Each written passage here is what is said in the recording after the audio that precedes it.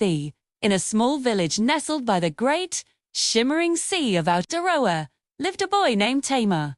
More than anything, he loved the ocean.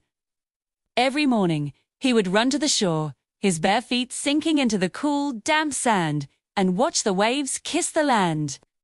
He'd gaze out to where the sky met the water, a perfect, endless line, and dream of swimming to that magical place. He believed that if he could just reach it, he would understand all the secrets of the world. The ocean was his closest friend. He learned the rhythm of its tides, the moods of its currents, and the songs of the seabirds that danced upon its winds. He would talk to the waves, telling them his dreams, and listen as they whispered back in a language only his heart could understand. The village elders would often see him, a small figure standing against the vast expanse, and they would smile. "That boy has the sea in his soul," they'd say. One morning, after a fierce storm had raged through the night, Tamar went down to his favorite cove. The air was thick with the smell of salt and wet earth. The sea was calm now, fleuve, but the shore was littered with seaweed and driftwood, remnants of the storm's power.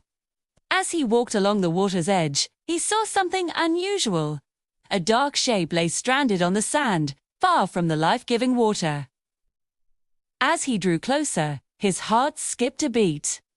It was a dolphin, its sleek skin usually gleaming, now dull and dry under the morning sun. It was still alive, but barely. Its tail gave a weak, desperate flap, and a soft, mournful sound escaped its blowhole. Tamar knew he had to act fast.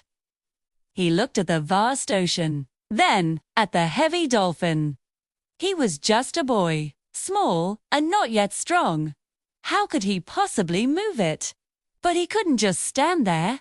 He ran to the water's edge and began to splash cool seawater onto the dolphin's skin, hoping to soothe it. Then, with all the might he could muster, he began to push.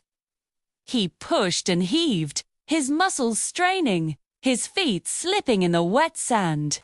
The dolphin was incredibly heavy, an immovable weight. Tears of frustration welled in his eyes, but he refused to give up. He thought of his love for the ocean and all its creatures. He had to try.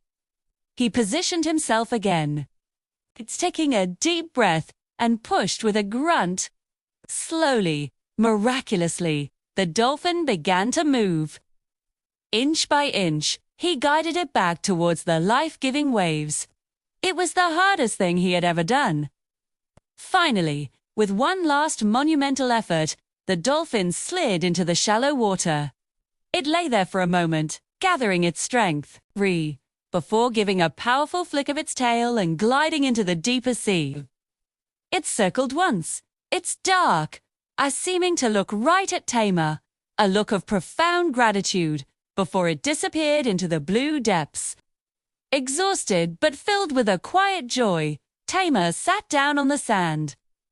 As the tide gently lapped at his feet, a particularly beautiful wave rolled in. It wasn't bigger or louder than the others, but it seemed to carry a special light. As it receded, it left something shimmering on the shore right in front of him. He picked it up. It was a shell, perfectly spiraled and colored with the hues of the dawn sky. It felt warm in his hand. Curious, he held the shell to his ear. But instead of the usual roar of the ocean, he heard something else. He heard voices, clear, gentle whispers carried on the waves. It was the voice of the fish, telling of their journeys. It was the song of the whales, sharing ancient stories. It was the murmur of the currents, revealing their hidden paths. The ocean, in gratitude for his kindness, had given him a gift, the ability to hear its deepest secrets, the voices of the deep. Tamar grew into a wise and respected man. He never swam to the horizon, for he no longer needed to. The ocean's wisdom now lived within him. With the shell as his guide, he would listen to the sea. He taught his people when the fish were plentiful and it was time to cast their nets.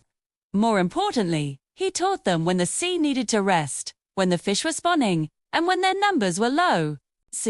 taught them to take only what they needed and to always give thanks. Under his guidance, the village prospered.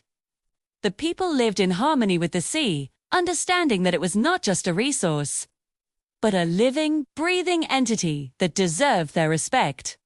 Thomas' story was told for generations.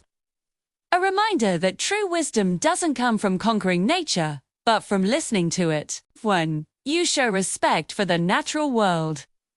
It rewards you with gifts far greater than you can ever imagine. With a wisdom that goes beyond words,